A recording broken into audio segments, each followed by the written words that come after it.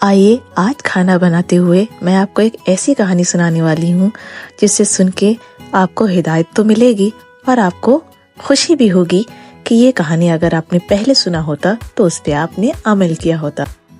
ये कहानी एक भिखारी की है। ये भिखारी एक गांव में रहता था। वो भिखारी बहुत ही हट्टा कट्टा था, लेकिन काम करने में उसे आलस आता था। इसलिए उसने भीख मांगना शुरू कर दिया और उसे लोग भीख दिया भी करते थे।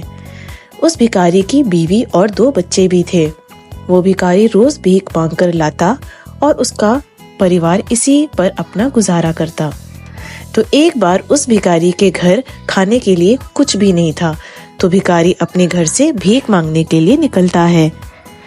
उसने आसपास के 4-5 गांव में भीख मांगी, लेकिन उस दिन उसे किसी ने भी भीख नहीं दी, सिर्फ 2 लोगों को छोड़कर। एक आदमी ने उसे कुछ गेहूं दिए थे और दूसरे आदमी ने उसे 2 रोटियां। उसके परिवार वाले उसका रास्ता देख रहे थे।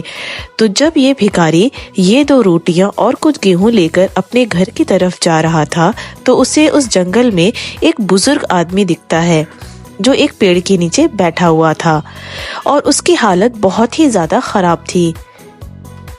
ये भिखारी उस बुजुर्ग आदमी के पास जाता है और उन्हें संभालता है। वो बुजुर्ग आदमी इस भिखारी से कहता है कि मुझे तुम कुछ खाने के लिए दे दो।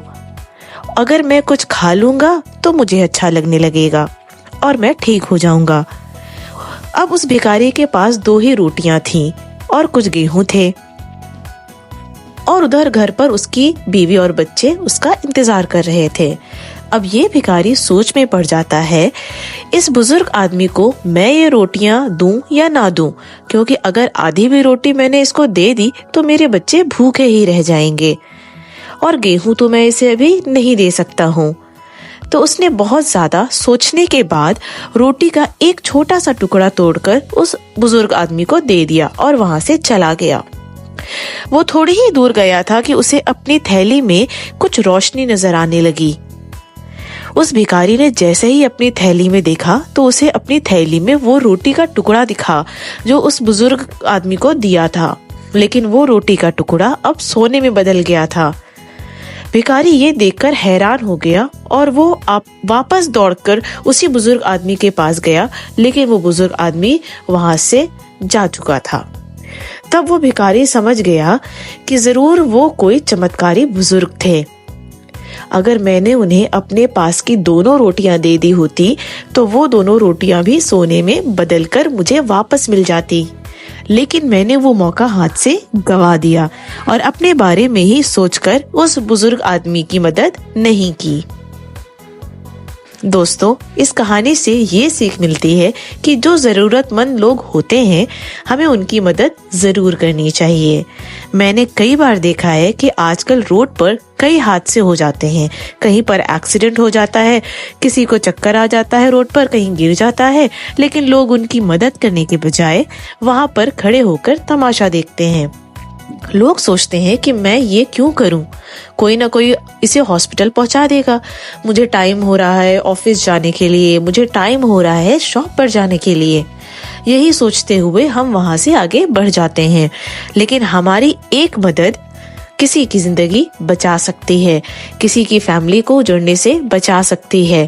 तो मदद करना सीखो, क्योंकि उसका फल आज नहीं तो कल हमें जरूर मिलता है। तो कैसे लगी आपको ये छोटी सी कहानी? मुझे कमेंट बॉक्स में लिखकर जरूर बताएं और अपने दोस्तों के साथ भी शेयर करें। हो सकता है इसका कर्म भी आपको मिले जरूर, चाहे वो छोटी हेल्प हो या बड़ी हेल्प हो, बट कोशिश करनी जरूर चाहिए। अभी तक जिसने सब्सक्राइब नहीं किया है यूट्यूब पे, जल्दी जल्दी सब्सक्राइब करें, शेयर करें और कमेंट करना ना भूलें। और इंस्टाग्राम पे भी फॉलो करें, लाइक करें, कमेंट करें और शेयर करें। और हाँ, जिसको इस वीडियो की डिटेल रेसिपी चाहिए वो आपको शॉर्ट्स वीडियो में मिल जाएगी और बाकी के इंग्रेडिएंट्स आपको कमेंट बॉक्स में मिल जाएंगे। तब तक के लिए don't forget to follow for more good recipes. Bye bye.